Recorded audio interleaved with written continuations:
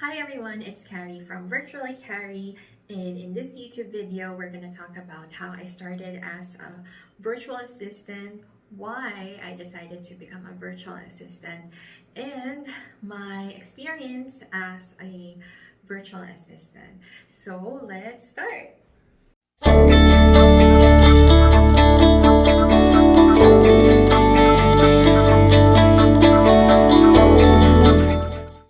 So I started as a virtual assistant in 2008. Back then, I was still working as a call center agent for Transcom, which is a local company in the Philippines. And back then, I was already being geared for a team lead position. But at the same time, I was terribly dissatisfied with my current situation. You know, if you are working as an employee in a third world country, you know what I mean. Every day I had to deal with the traffic, the pollution, and of course, you know, there's the office politics, plus a lot of, and then of course, let's not forget, most important, the low pay. So as a call center agent, I was getting paid, I think at that time, 16,000 pesos, which is equivalent to about $300. Is that right? Yeah.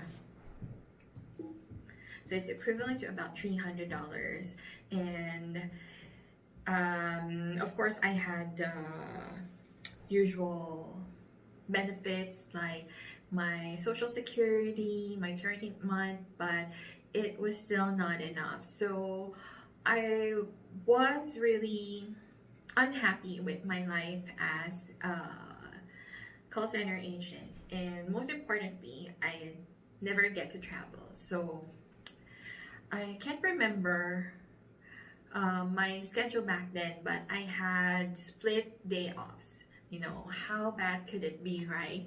So I only had one weekend day off, which is either Saturday or Sunday, and then another off during the weekday. So everything wasn't going well for me.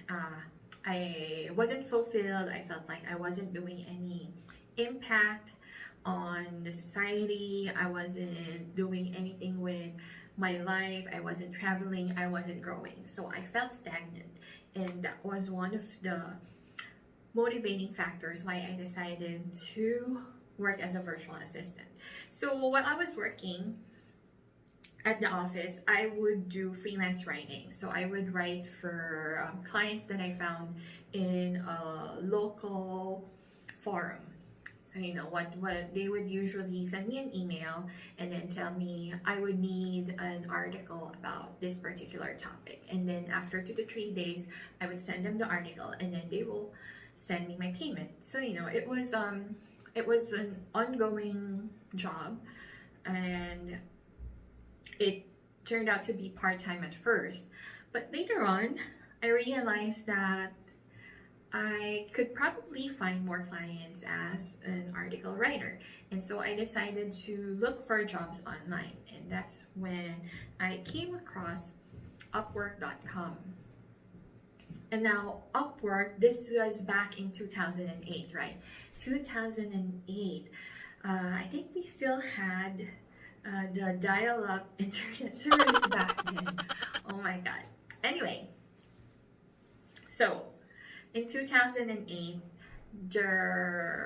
we didn't have a lot of information yet about how to work online, where to find jobs, how to get paid. So of course, I was really worried about getting paid and finding a stable career as an online freelancer. And back then, Upwork was also new to the business, and I just decided to sign up. I looked for jobs, and then I found article writing jobs. So, you know, I applied to a couple of them. I got hired. One of my first hourly project is as an article writer, and I worked for a guy from India who paid me $1 per hour. can't remember if it's $1 or $1.5. Anyway, but it gave me the validation that I needed. I can work from home, and if I look beyond these article writing jobs, maybe I can find a better opportunity for me. And so that's what I did. So in 2008, I got hired as a customer service representative. I thought my face looked big. Anyway, so in 2008, I got hired as a customer service representative for Upwork customer success team. So I worked as one of their chat support representatives, and because of that, I got to know the platform a lot. It has really helped me in understanding how remote work works. And then as I was already working 4 hours a day as a chat support representative with Upwork. And again, I was still employed, right? I was still employed with my call center job. And at the same time, I had a job offer to work in the Middle East because, Filipinos, our measurement of success is being able to get out of the country. And so I was adamant to get out of the country and find work overseas. So I felt like I was in a crossroad. Should I go after the team leader position and climb the corporate ladder? Should I work overseas? Or should I continue working for Upwork 4 hours a day and then look for more opportunities? Of course, the last one had no job security. It was still an uncharted territory back then. We didn't have any case studies. I didn't know anyone who was working as a remote worker back then. But my gut feel was to go with the last option. And so I decided to quit my job and work from home full-time. So in my customer service job, my chat support job with Upwork, I was getting paid I think $4 or $5 per hour. So my 4-hour work salary is equivalent to my full-time job salary. And so, it wasn't really a difficult choice. And after that, after I quit my job, I asked my team lead if I can work full-time. And it was also during this time that Upwork was gaining traction. They were getting more customers, In fact, I was one of their first Filipino contractors. And now I think they have hundreds, So I decided to work full-time.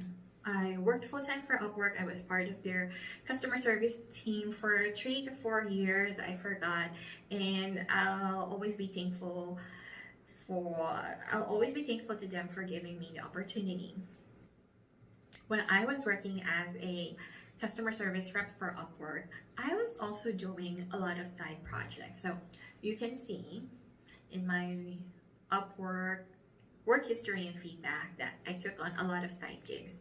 I think I even took on another 30-hour per week job because I needed the money back then.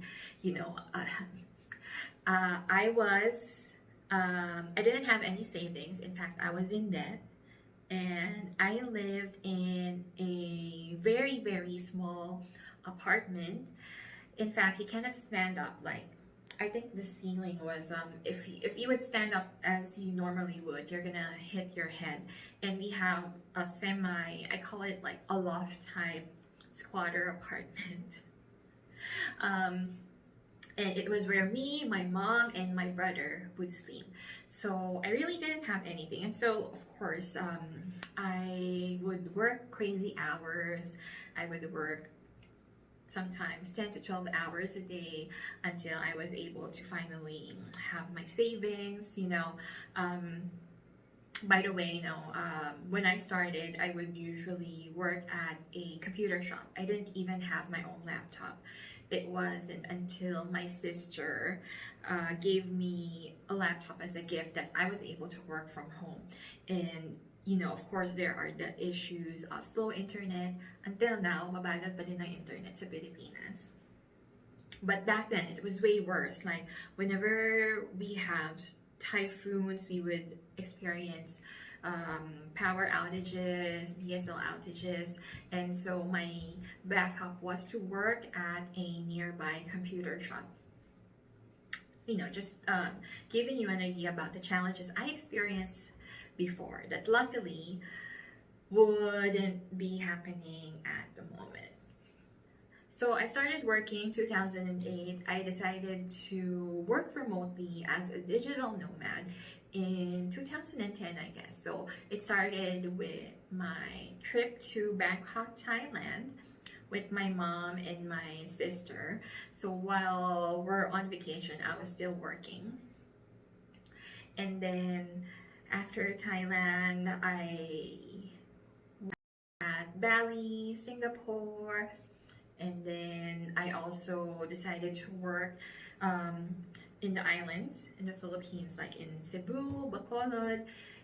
I really try to make the most out of remote work. So I'll just bring my laptop. One of my first laptop was Acer, I think. I had an Acer, I had an HP Mini, and then I have this, I have my MacBook, which is what I'm using right now. And then after traveling in Asia, I decided to travel to Europe, and last year I was able to visit my sister in the US, and now I'm currently based in Hamburg, Germany, where I'm doing some business. So that has been my journey so far. As a virtual assistant, I worked on different projects, and that has really helped me build my virtual agency. So now I'm managing my virtual agency. We're doing Kickstarter, customer service, social media marketing, amongst others, but those are our top 3 services. And if you would like to learn more about how to build an agency, that's gonna be our topic for next week. So if you have any questions on how to get started, what are the resources I used, I'll be putting some links, helpful links, in the job description. And of course, if you have any questions, let me know. Don't forget to like, share, and subscribe!